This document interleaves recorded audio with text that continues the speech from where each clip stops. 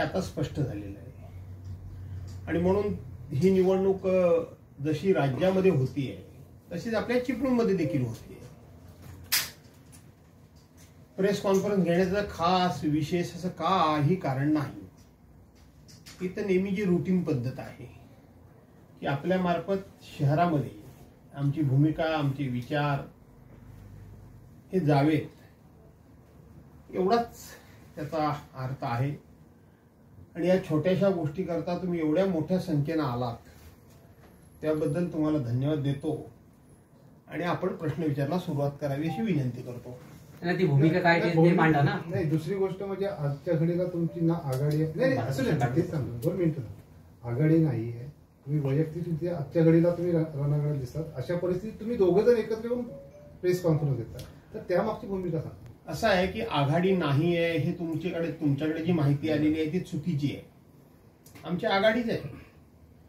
आमची पत्रकं ज्या वेळेला उद्यापासून बाहेर पडतील तेव्हा तुम्हाला स्पष्ट होईल की आम्ही आघाडीतर्फेच निवडणूक लढवतोय, त्यामुळं आघाडी नाही हे म्हणणं उचित नाही। 2 गट आहेत का? शिवसेनेत 2 गट आहेत का? ठाकरे गटात 2 गट आहेत का? अजिबात नाही। बाळासाहेब ठाकरे ही शिवसेना एकच आहे, त्याच्यामध्ये गट नाही। तुमच्या पक्षाचा एक अधिकृत उमेदवार निवडणूक लढवतोय, बरोबर? राष्ट्रवादी काँग्रेसचा एक उमेदवार निवडणूक लढवतोय, तुम्ही राष्ट्रवादी काँग्रेसच्या उमेदवाराला पाठिंबा देताय, मग हा पक्षाला दिलेलं आव्हान नव्हे का? तुम्ही त्याची काय भाषा वापरावी, त्याचा काय अर्थ लावावा हे तुम्हाला बंधन नाही, परंतु ही वस्तुस्थिती काय आहे ही समजून सांगणं आमचं काम आहे। ती सांगा। मुळामध्ये आमच्या पक्षाचा उमेदवार आज रिंगणामध्ये राहिलाय हे मला आज सकाळी कळलं। मलाही माहीतच नाही की आमच्या पक्षाचा माणूस याच्यामध्ये रिंगणामध्ये आहे, हे मला माहीतच नाही। अर्थात ठीक आहे, मतदान होईपर्यंत राजकारणामध्ये अनेक गोष्टी ह्या घडत असतात, राजकारणामध्ये अनेक गोष्टी घडवण्याला संधी असते। एकूण किती उमेदवार रिंगणात राहिले हे आता स्पष्ट झालेलं आहे। आणि म्हणून ही निवडणूक जशी राज्यामध्ये होतीये तशीच आपल्या चिपळूणमध्ये देखील होतीये।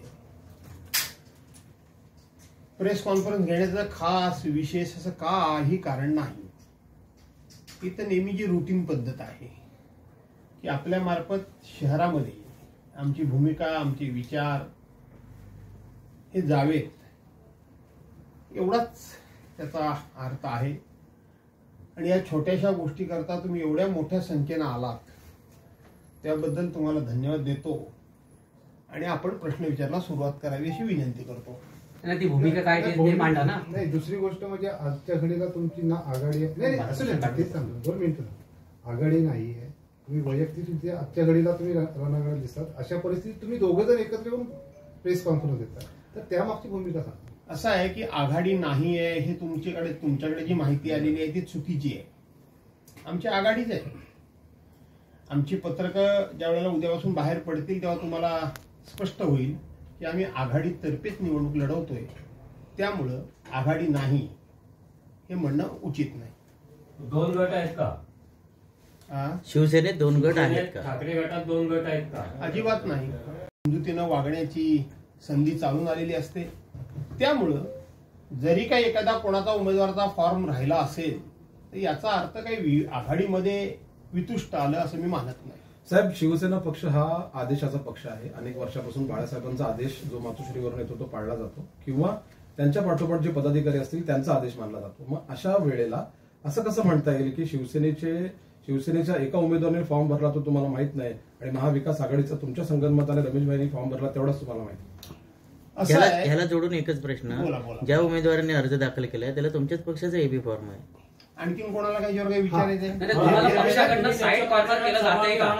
आपल्याला पक्षाच्या उमेदवारांना तुमच्या भरलेला अधिकृत एबी फॉर्मवर नगराध्यक्ष पदाला त्यांच्या प्रचारात त्यांच्या गटातले जे कोण उमेदवार आहेत त्यांच्या प्रचारात सहभागी होणार काय? आणखीन कोणाचा काय? दुसरी गोष्ट म्हणजे आपल्याला पक्षाकडून साईड कॉर्नर केलं जाते का? आणखीन सर, तुम्ही आघाडी आहे म्हटलं, मग आघाडी असताना दुसरा उमेदवार कसा? 2 उमेदवार कशा आघाडी? आणखी या रणांगणात 28 जागांसाठी 24 या भागामध्ये तसा मी लक्ष घालण्याचं काही कारण नाही, तुम्हाला तो विस्तारानं सांगतो।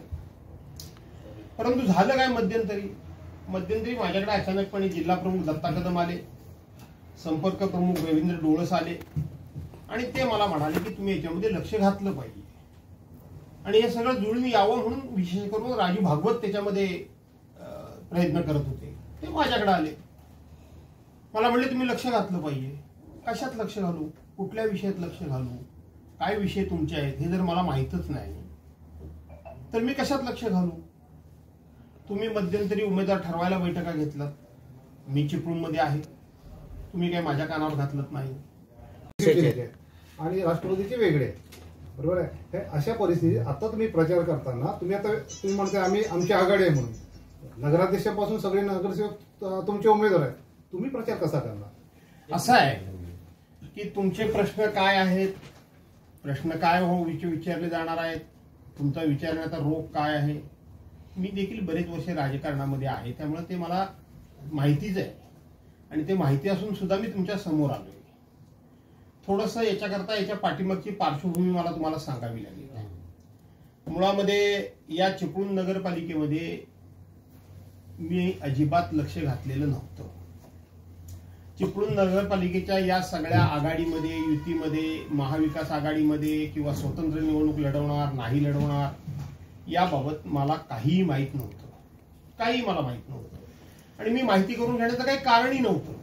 याचं कारण असं आहे की सिंधुदुर्ग ते चिपळूण हा जो लोकसभा मतदारसंघ आहे, या मतदारसंघाचे माजी खासदार त्यांच्याकडे तिथं तुमची चर्चा आहे, ती आम्ही वर्तमानपत्रामध्ये वाचतोय, आम्ही बाहेरून माहिती आम्हाला मिळतच असते, आम्ही घेतोय. त्याही चर्चेमध्ये मी कुठे नाही. मी लक्ष कशामध्ये घालू, काय तुमची अपेक्षा आहे असं मी त्यांना विचारलं. ते पुन्हा दुसऱ्या दिवशी माझ्याकडे आले, हे सगळे लोक. मी त्यांना म्हटलं तुम्ही ह्या प्रकरणामध्ये मला ओढू नका. ते वस्तीला राहिले, मी त्या दिवशी कुठेतरी गेलो होतो. पुन्हा तिसऱ्या दिवशी माझ्याकडे ते पुन्हा आले आणि मला म्हणाले की तुम्ही ह्याच्यामध्ये लक्ष घातल्याशिवाय पर्याय नाही. मी म्हटलं हा तिढा सुटणार कसा, पहिला तुम्ही नगराध्यक्ष पदाचा विषय सोडवल्याशिवाय हा विषय सुटेल कसा. तुम्ही पहिल्यांदा नगराध्यक्ष पदाची भूमिका जाहीर करा, मग पुढे जाता येईल. टाइम्स डिजिटलला लाईक करा, सबस्क्राईब करा, शेअर करा आणि बेल आयकॉन दाबायला विसरू नका. पाहत रहा टाइम्स डिजिटल.